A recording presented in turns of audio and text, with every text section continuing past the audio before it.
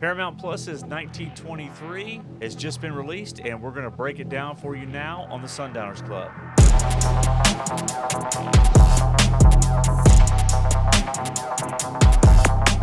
I'm your host, Sean. To my right, my co-host, Sterling. What's up, buddy? Not much. How are you? I'm good. So 1923, we've been waiting for this show to come out for a while. It is a prequel to the Yellowstone series on Paramount, and 1923 has been released on Paramount Plus. It stars one of our favorites, Harrison Ford. Also stars Helen Mirren and a whole cast of characters. You'll recognize some of the people that'll show up on the show, like Jerome Flynn, who played Bronn in Game of Thrones. He plays a character that is a sheep herder named Banner Creighton. And you'll also see later on in the season, Timothy Dalton will show up. And just a great cast of actors playing these roles. And the first episode hit, and we're going to break it down. Before I get started, kind of walking through the episode, you watch the episode, just big picture, because I know you haven't really watched Yellowstone, and you don't have to watch Yellowstone to enjoy 1923, by the way. What were your initial thoughts on the episode as a whole? Anything that stood out to you that you really liked or had questions about? Or Well, it takes place right after the other prequel series, 1883, which I think would probably be a required viewing. I mean, you could still enjoy it, but I have not watched it yet, and I'm going to binge watch it. But I think it would be, you would know more about the characters and who's who. You would, but it is not. It is certainly the way 1923 just launched.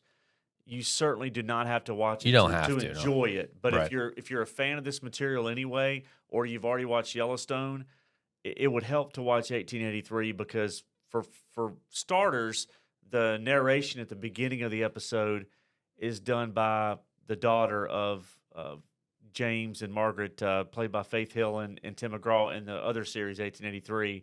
Their daughter is the narrator at the beginning of the show, the episode. I don't know if she'll narrate each episode after this first one, but she narrates the first one. So, and also I thought it started really well. I like the first opening scene. We see Cara Dutton, played by Helen Mirren, which Helen Mirren, to me, stole the episode. She was like the heart and soul of the first episode. I really loved the nuance of the character she played. She had the Irish accent, and so the opening of the show is a scene where Cara Dutton she's got a man at gunpoint and she kills him, and we see that this is taking place sometime in the future. So it's an interesting start because it's like, okay, how do we get there? What drove her to kill this guy? And you hear him say a few things before she pulls the trigger that lets it be known that he's done something. He feels like he's done something wrong that warrants justice. He just doesn't want her to kill him. So very interesting start. And then they surprised me. I thought we would go straight into that typical Yellowstone, showing the range of mountains in the distance, or the Dutton Ranch, or maybe Bozeman, Montana. But we don't see that. We then see the wide vistas of Africa, and we see a character that looks a lot like some of the other Duttons that we've seen in the other series. The unmistakable facial features. So this character is a Dutton. We learn later on that it's Spencer Dutton. So Spencer Dutton is one of the children of Tim McGraw and Faith Hill's characters from the other prequel. And he the first scene, he shoots and kills a lion, and we don't really know why he's in Africa, but we get a sense that this is a guy that either has a death wish or he's got some trauma. We don't really know the full extent early on in the episode, but anything jump out at you? Did you get a little confused about who is this guy? Because they don't really explain it. I was right at away. first. I thought maybe it was Harrison Ford's character, like it was a flashback. Yeah. You know who it is in the end because Helen Mirren writes a letter to him, Right. and then you kind of figure out, oh, okay, she raised him basically. It's his aunt, right? That's right.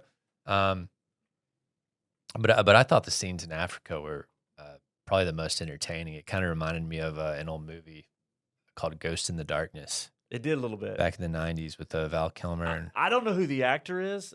I thought the dude was I thought the dude had great. At first, at first, I thought it was Liam Hemsworth. And I was like, no, that's not him. He had a little bit But of that it look, kind of looked like, but yeah. and he may his character.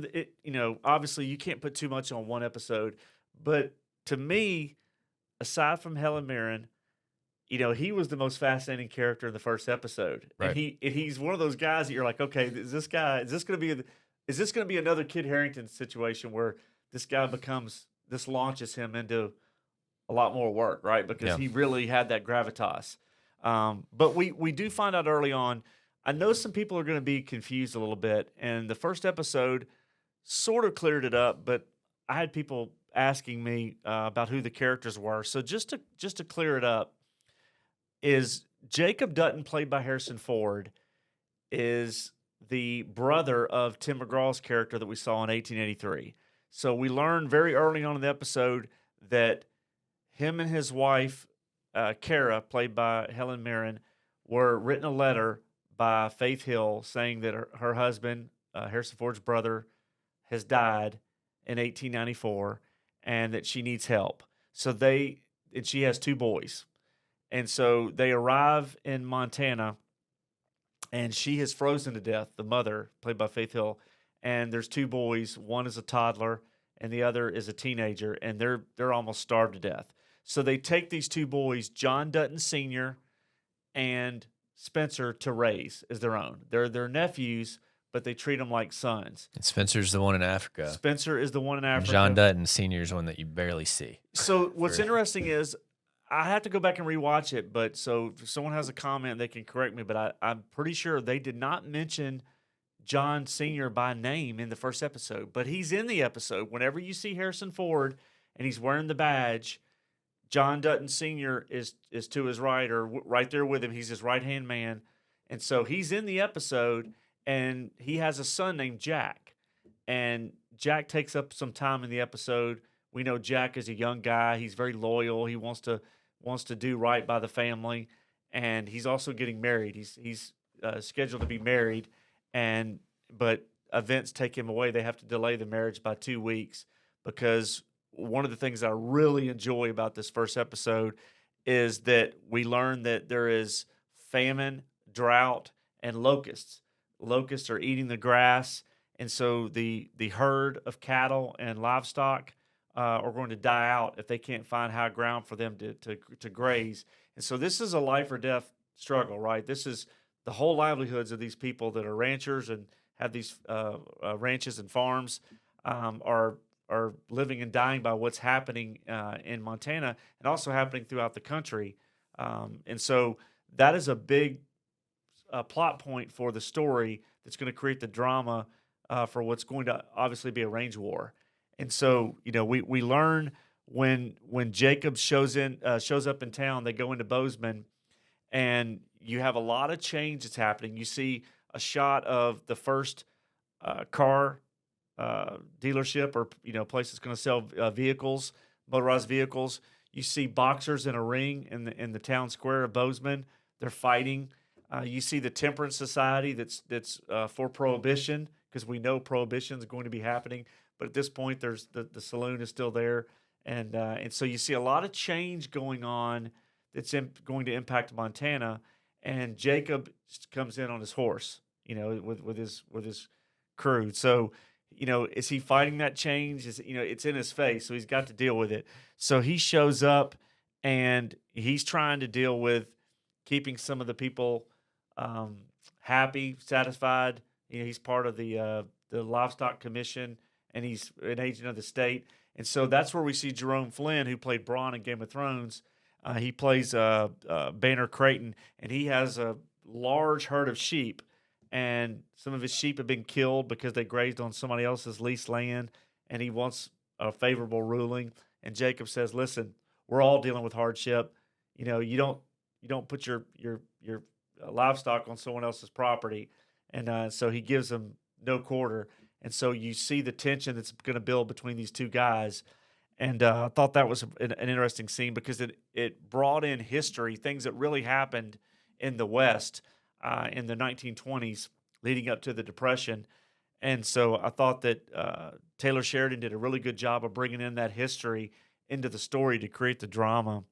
What jumped out at you? I mean, they built this whole set of the Bozeman, in the 1920s. I thought it was really meticulous and well done and well crafted. The level of detail around when they come into town, right? And you saw a little bit of everything with, ushering in a modern age, and then the people that are still riding horses and Yeah, all that. it gives you a different perspective uh, about movies that are usually in that era. Usually, it's either centers around World War One Right. or mobster and prohibition stuff, and now you're getting the perspective of ranchers, that are still kind of living that Wild West lifestyle. So it's a different perspective for that time period.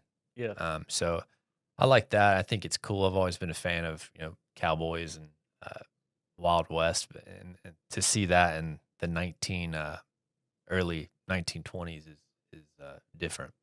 So or mid 1920s. But so far I'm impressed. I think I subscribed to Paramount Plus basically just to watch this, and then I'm going to go back and watch what is it, 1883. Yeah. And but I will say, looking through Paramount Plus, that's those are about the only two things that I really saw. You have to kind of sift through. There's some other stuff on there, but they've. But as far as that goes, it seems like it's going to be a high quality show. I think. No doubt.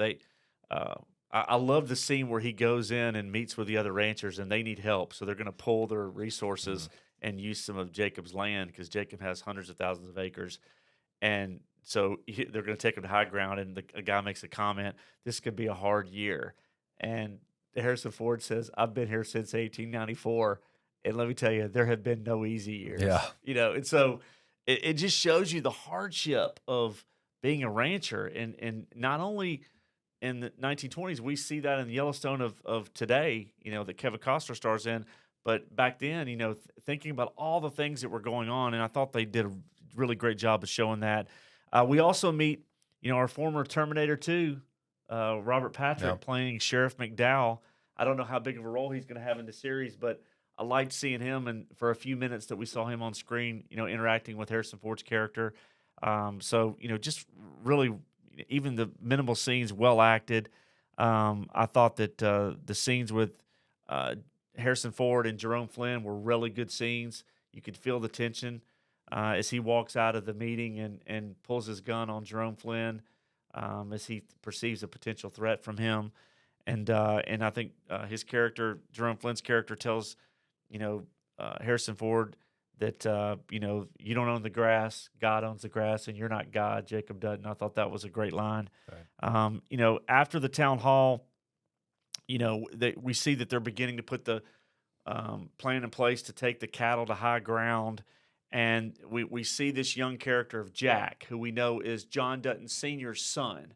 So Harrison Ford is his great uncle, and so we see he's going to be getting married to this girl, Elizabeth.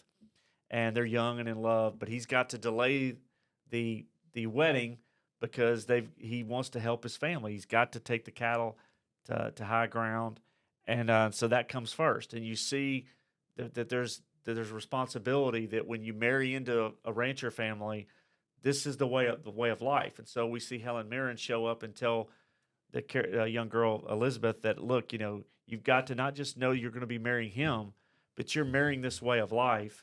And she accepts that, and because she loves him, and says she's going to learn. And so, and then they head back, and they decide they're going to delay the wedding by 2 weeks so that they can go take the cattle to high ground.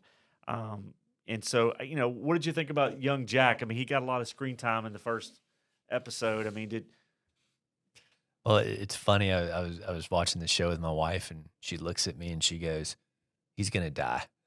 Yeah, no doubt.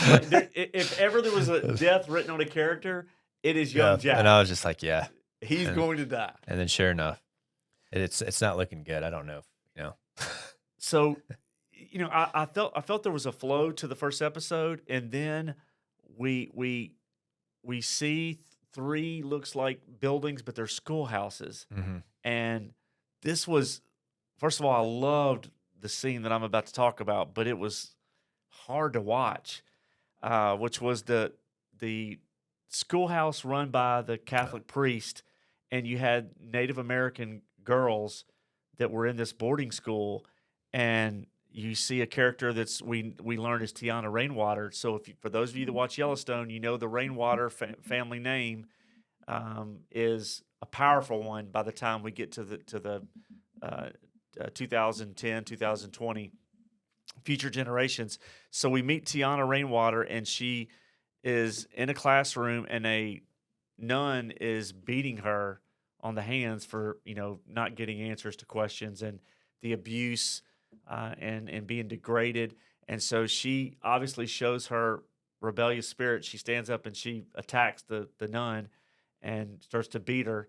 And they get called to this priest's, the headmaster of the priest's office, who is Father Renaud, and he mercilessly beats both of them, basically.